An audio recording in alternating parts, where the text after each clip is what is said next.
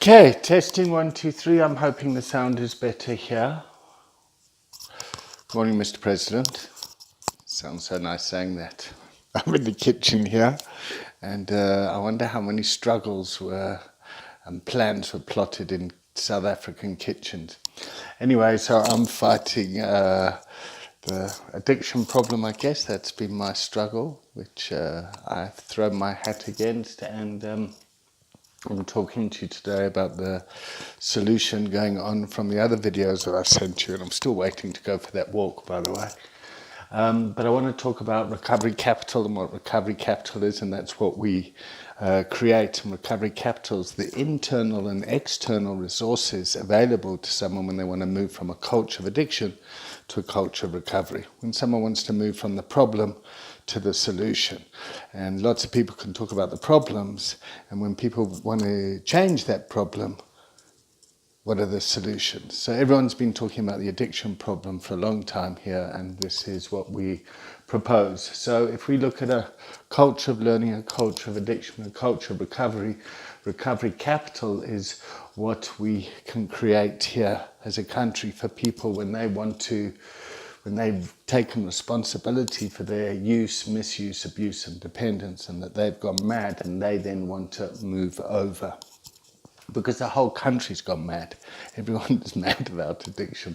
It impacts individuals, families, schools, institutions, law enforcement, government. Everyone's impacted. And addiction's the one thing that we can all sit around the kitchen table and talk about and unite as South Africans.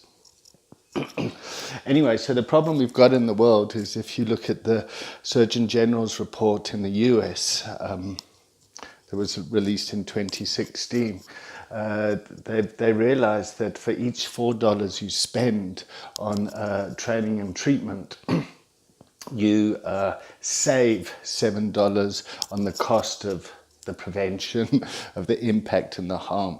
So it makes a lot of sense to start spending money on training and treatment.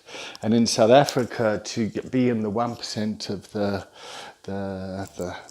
top earners, you know, to be out of all the earners in the country, if you're to be in the top 1%, if you make 530,000 Rand plus minus a year, you're in the top 1%. So that means 99% of the country live around 45,000 Rand a month. And of course, you guys go and take taxes and you tax people, and corporations and individuals have a tax bill. Now, with the creation of the Ubuntu Addiction Community Trust, the Section 18A public benefit organisation is what holds everything that we've got. Citizens and institutions can take 10% of their tax bill and donate it directly to the trust. Now, the object of the trust is to train, empower and treat people. And what I've been talking about this week is getting 1,000 coaches trained and certified for $1,000 each. So that works out to $1 million. So we're looking for tax deductible donation to create 1,000 students that can then go out into the South African environment and start to create recovery capital. And that's already well on the way. And I can talk more about it. And then on the treatment side, we have the Foundation Clinic, which I wish you'd come and visit. It's just down the road from you in Johannesburg. And there we have a registered treatment facility with the Department of Social Development. And for people to come into treatment, the medical aids will pay a portion, and there's a self-payment gap. The self-payment gap is 12,000 Rand. But what to assist and be part of the solution, what we do is for GEMS clients, government employees, and for police, we waiver that self-payment gap. there is just a 2,000 Rand management fee, patient management fee, which can be paid off by the individual.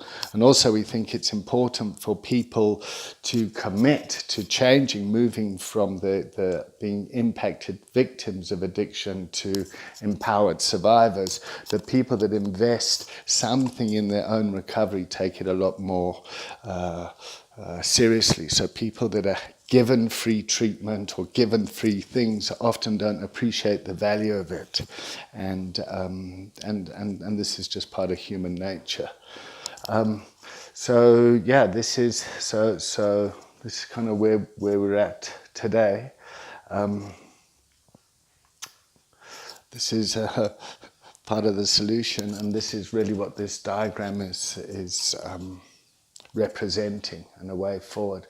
So for individuals that make more than 530,000 Rand a year, for me, that's still not enough money for my dependents and the lifestyle that I live. But I've also got to kind of think about other people, and how I have a responsibility to help rebuild this nation. And yeah. Thank you. You'll hear from me soon.